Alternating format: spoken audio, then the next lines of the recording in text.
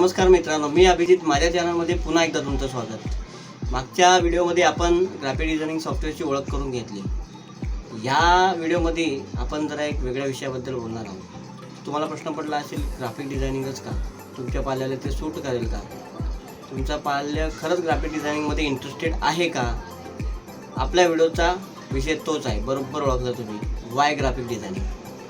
तर graphic designing ह्याच्यासाठी की आजकाल सर्व क्षेत्रामध्ये ग्राफिक डिझायनिंग हे येतच.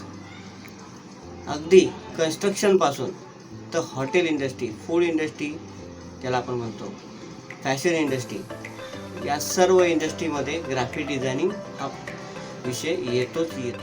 तर आता तुम्ही म्हणाल ते कसं? सांगतो. तुमची सकाळची सुरुवात, अगदी तुम्ही आंघोळीला गेलात तर त्या साबणाला जरा निरीक्षण केलं आहे का? त्या साबणावरचा लोगो, त्याच्यावरची पॅकेजिंग ही कुठून आली आहे, हे कसं तयार झालं आहे, हे ग्राफिक डिझायनिंगमध्ये तयार झालं आहे. त्यानंतर तुम्ही नाश्ता करायला आला, अगदी साधा नाश्ता, चहा, बिस्किट्स कोणीही खातात. तर त्या बिस्किटच्या पुढ्यावरची जी पॅकेजिंग आहे ती कशी आली? ती ग्राफिक डिझायनिंगने आली.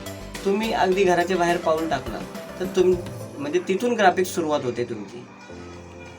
तुम्ही होल्डिंग्स बघतात, पिक्चरचे होल्डिंग्स बघतात, किंवा मॉलमध्ये जातात, किंवा अगदी तुम्ही ऑफिसला जाताना बस स्टेशनवरती, बस स्टॉपवरती जरी गेलात तर बस शेल्टर्स आहेत, त्याच्यावरती ॲड लावलेल्या असतात. अगदी जिथे तिथे नजर जाईल तिथपर्यंत तुम्हाला ग्राफिक दिसेल.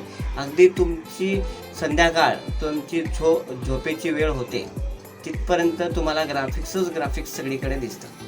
तर आता प्रश्न आला आहे की हे खूप एक्सपेन्सिव्ह आहे का? तर अजिबात नाही. तुमचा पाल्य हे अगदी कमीत कमी याच्यात, हे अगदी एक्सपेन्सिव्ह नाही आहे. अगदी कमीत कमी या पैशामध्ये ते शिकू शकतो. पण हां, त्याचा आउटपुट खूप एक्सपेन्सिव्ह आहे, ते नक्कीच जास्त आहे. तर ते कसं, ते आपण आपल्या पुढच्या व्हिडिओमध्ये बघू. तर भेटूया आपण आपल्या पुढच्या व्हिडिओमध्ये. तोपर्यंत लाईक करा, सबस्क्राईब करा आणि हां, शेअर करायला विसरू नका.